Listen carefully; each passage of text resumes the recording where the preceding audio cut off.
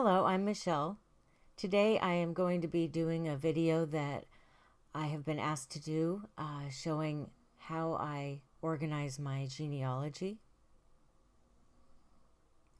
I have one binder for each of my grandparents, and in that binder is 4 dividers, and then I also have one file folder for each grandparent.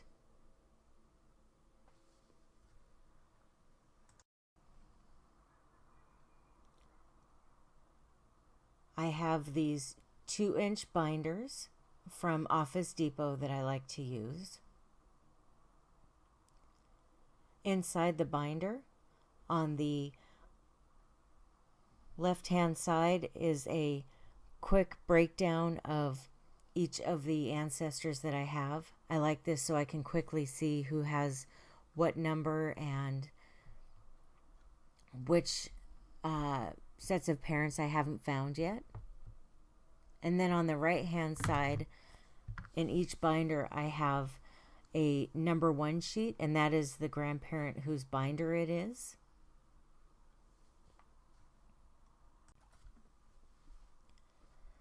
Okay, so this binder is my Grandpa Randall, and as you see on these tabs on this side, tab 1, 2, 3, and 4 are each of his 4 grandparents' last names. And I put each of their family's information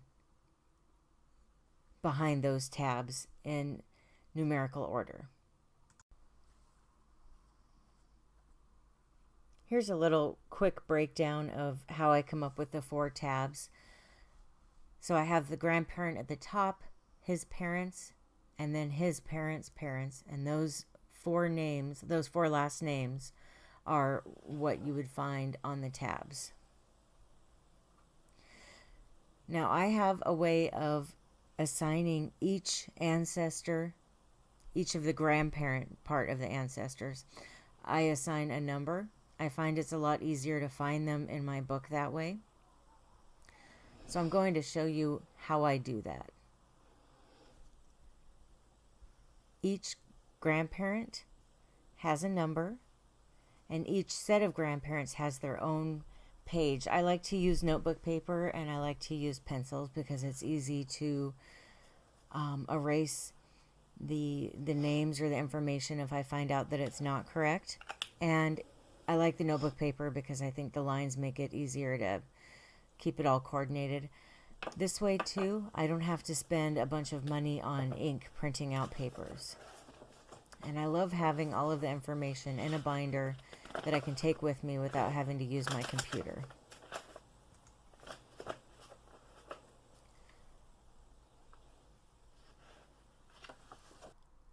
So the grandparent is number 1. His parents are 2 and 3. Their parents are 4, 5, 6, and 7, and so on and so forth. This makes it easy as you get further into a family tree. You know that if you multiply a number by 2, that's their mother's number. If you divide it by 2, that is their child's number.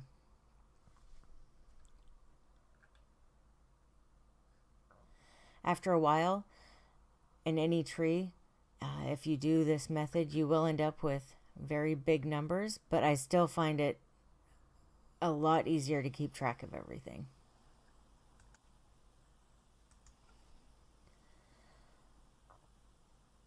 So on the sheet number 1, that is the grandparent, I put number 1, MD, that's mother and father, and their numbers, which are 2 and 3, birth date and death date, marriage date, and kid. K is for kids, and I put a star, and then I put their child's name that I'm directly related to in there. Then this C is for census information, and then I put a section down at the bottom for notes.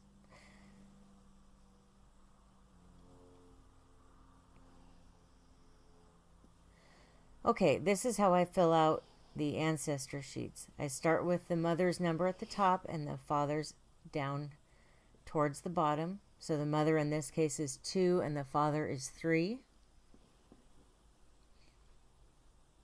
M is for the mother's mother. So that would be 4.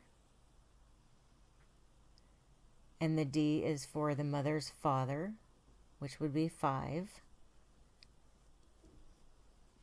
Then we have BD for birth and death, M for marriage, K for kids. I put that star on there. Now in this case, I'll put a 1 so that I can see that my grandfather is the number 1. And I'll put his name and birth year there. The C is for census. And then under the 3, I put the same thing, the M and the D for the mother and the father, along with their coordinating numbers, which would be 6 and 7. And B and D for birth and death. Up at the top, I put 2 and 3 so I know which numbers are on that sheet for a quick reference if I'm trying to find them quickly.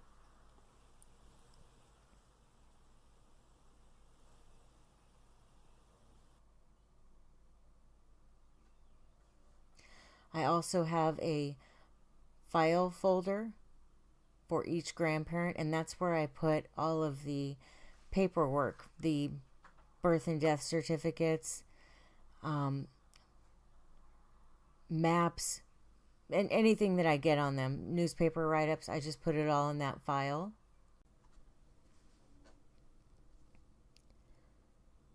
Here is an example of what a sheet would look like further on down the line. Here we have number 16, Sarah Smith, her parents, Joan Bloom and John. She was born on the 26th of June, 1830 in Dubuque, Iowa, and died on the 6th of February, 1911 in Amarillo, Texas. She was married the 11th of June, 1853 in Amarillo, Texas. Now, her kids or children are Kristen, Anna, and Carl and Kevin. Now, this is what I do with twins. I'll just put the 2 names and then their birth year. Now, Kristen, see it says number 8. That's her child that would be my ancestor, my direct ancestor, born in 1854. So in that case, Kristen would be one of my grandparents, great-grandparents.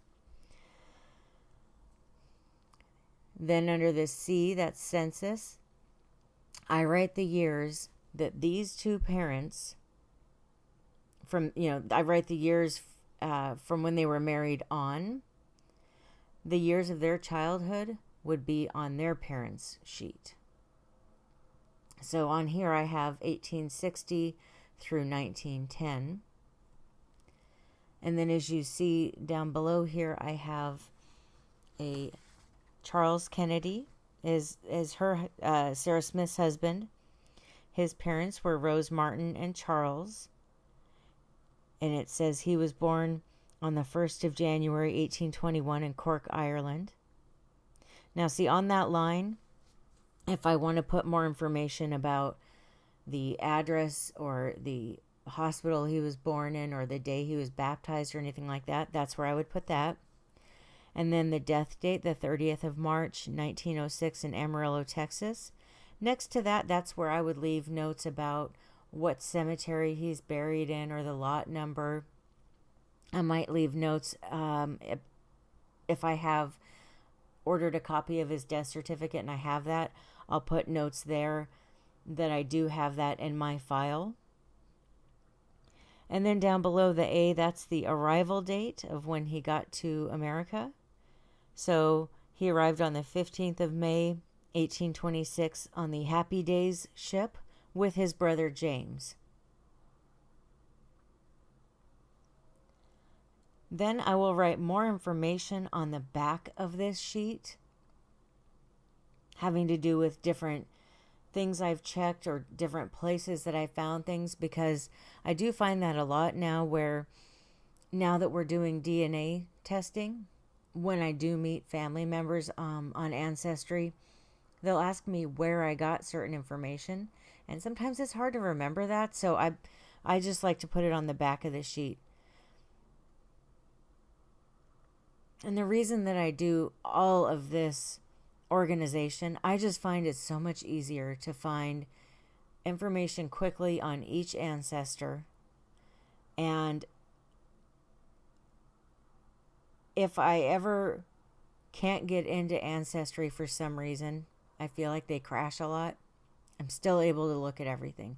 I like to have it on paper in front of me. I like to have a more extensive set of information directly at my fingertips on paper. I hope that you enjoyed my explanation of how I organize my genealogy. If you have any ideas on how to improve my organization, please let me know down below in the comments. Please like and subscribe.